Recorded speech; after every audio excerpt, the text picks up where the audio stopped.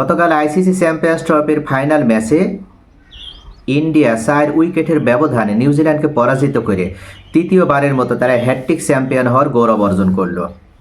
আমরা যেভাবে মনে করেছিলাম যে ফাইনাল ম্যাচটি হয়তো প্রতিদ্বন্দ্বিতাপূর্ণ হবে, কিন্তু আসলে ফাইনাল ম্যাচটি প্রতিদ্বন্দ্বিতাপূর্ণ একেবারে তো হয়নি। এমনকি এক পেশে একটা খেলা উপহার দেওয়ার মাধ্যমে টিম ইন্ডিয়া আধিপত্য বিস্তার করে তারা আবারও আইসিসি চ্যাম্পিয়ন্স ট্রফির তৃতীয় শিরোপা অর্জন করে নিল। প্রথমে ব্যাট করে নিউজিল্যান্ড 252 রান সংগ্রহ করতে সক্ষম হয়। যদিও প্রথম দিকে তারা পেস অ্যাটাকিংয়ের বিরুদ্ধে স্বাচ্ছন্দ্যে ব্যাটিং করে তারা খুব একটা ভালো পর্যায়ে তাদের দলীয় রান নিয়ে যায়। একসময় তাদের রান রেট ছিল 8-এর কাছাকাছি। সেখান থেকে যখনই ভারতের স্পিন অ্যাটাক শুরু হলো, ভারতের ক্যাপ্টেন রোহিত শর্মা যখন স্পিন অ্যাটাক নিয়ে আসলো, ঠিক তখনই ম্যাচের রং চেঞ্জ হয়ে গেল। একে একে তারা উইলিয়ামকে হারালো, এরপরে রাসেল রবিন্দ্রাকে হারালো, এরপরে কেন উইলিয়ামসন, অর্থাৎ পরপর তাদের 3টা উইকেট পড়ে গেল। আর তখনই নিউজিল্যান্ড ব্যাকফুটে চলে গেল এবং সেখান থেকে তারা আর ম্যাচে আধিপত্য বিস্তার করার মাধ্যমে ভালো পর্যায়ে অর্থাৎ ফাইটিং করে স্কোর তারা গঠন করতে পারেনি। যার কারণে গতকাল হেসে খেলেই ফাইনাল ম্যাচে ইন্ডিয়া জয়লাভ করলো এবং এক পেশে ম্যাচ উপহার দেওয়ার মাধ্যমে তারা ফেভারিট দল নিউজিল্যান্ডকে পরাজিত করে চ্যাম্পিয়ন হওয়ার গৌরব অর্জন করলো। নিউজিল্যান্ড বোলিংয়ে এসেও তারা এমন কোনো প্রভাব তৈরি করতে পারেনি যেটার মাধ্যমে কোনো না কোনো সময় হয়তো মনে হতে পারে যে ইন্ডিয়া আজকের ম্যাচে হেরেও যেতে পারে। এমন কোনো সিচুয়েশন বা এমন কোনো এনভায়রনমেন্ট তারা তৈরি করতে পারেনি। এক কথায় গতকালকের ম্যাচটি ছিল ইন্ডিয়ান ক্রিকেট টিমের জয়কার। প্রথমে ব্যাট করতে এসে রোহিত শর্মা যেভাবে ব্যাটিং করতে লাগলো, তখনই বোঝা গিয়েছিল যে আজকের ম্যাচটা এক পেশে একটি ম্যাচ হতে যাচ্ছে। অর্থাৎ 252 রান ইন্ডিয়ার কাছে, এখানে মামুলি একটি রান।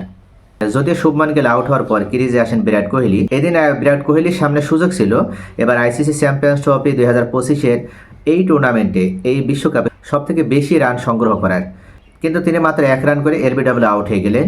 ব্রেসওয়েলের বল তিনি বুঝে ওঠার আগেই এলবিডব্লিউ ফাঁদে পড়ে তিনি আউট হয়ে সাজঘরে ফিরে যান। এবং পরবর্তীতে যখন একের পর এক আমরা মনে করছিলাম যে হয়তো উইকেট পড়বে এবং ইন্ডিয়া চাপে পড়ে যাবে, কিন্তু হিতে বিপরীত ইন্ডিয়ার উপরে এমন কোনো চাপ তৈরি করতে সক্ষম হয়নি নিউজিল্যান্ডের বোলাররা। এদিন ইনজুরির কারণে নিউজিল্যান্ডের প্রধান বোলার ম্যাট হেনরি তিনি ফাইনাল খেলতে পারেনি, যার কারণে ইন্ডিয়ার জয়টা আরও সহজ হয়ে গিয়েছে। যদি ম্যাট হেনরি খেলতো তাহলে হয়তো কিছুটা চাপে রাখা যেত ইন্ডিয়াকে, কিন্তু ম্যাট হেনরি না খেলার কারণে নিউজিল্যান্ডের কোনো বলারই এ ধরনের কোনো ভূমিকা রাখতে পারেনি, যার কারণে ইন্ডিয়া সম্পূর্ণ হেসে খেলে গতকাল ম্যাচটি জিতেছে। এমনকি ইন্ডিয়ার প্রত্যেকটা ব্যাটসম্যানই গতকাল পারফর্ম করেছে বিরাট কোহলি ছাড়াই। এমনকি অক্ষর প্যাটেল ও শ্রেয়াস আয়ার তারা একটা অসাধারণ জুটি গড়ে মাঝখানে, এবং শ্রেয়াস আয়ার আউট হয়ে যাওয়ার পরে অক্ষর প্যাটেল পরবর্তীতে কেএল রাহুলের সাথে একটি জুটি গড়ে। আর এই ছোট ছোট 2টা জুটি মূলত ইন্ডিয়া জয়ের পথকে আরও মসৃণ করে দেয়, যার কারণে শেষ পর্যন্ত বিজয়ের হাসি নেয় ইন্ডিয়া মাঠ ছাড়ে। টুর্নামেন্টে প্রথম থেকেই ইন্ডিয়া আধিপত্য বিস্তার করার মাধ্যমে প্রত্যেকটা ম্যাচ জিতেছিল এবং অনেকেই ভেবে নিয়েছিল যে হয়তো 2023 সালের ফাইনাল ম্যাচের মতো হবে, যেখানে চির প্রতিদ্বন্দ্বী অস্ট্রেলিয়ার সাথে ইন্ডিয়া ফাইনাল ম্যাচে হেরে যায়। এর পূর্বে প্রত্যেকটা ম্যাচ আধিপত্য বিস্তার করার মাধ্যমে ইন্ডিয়া জিতছিল। কিন্তু গতকাল যারা এ ধরনের সমালোচনা করে ইন্ডিয়ান ক্রিকেট টিমকে নিয়ে, তাদের সমালোচনা কাজে আসেনি।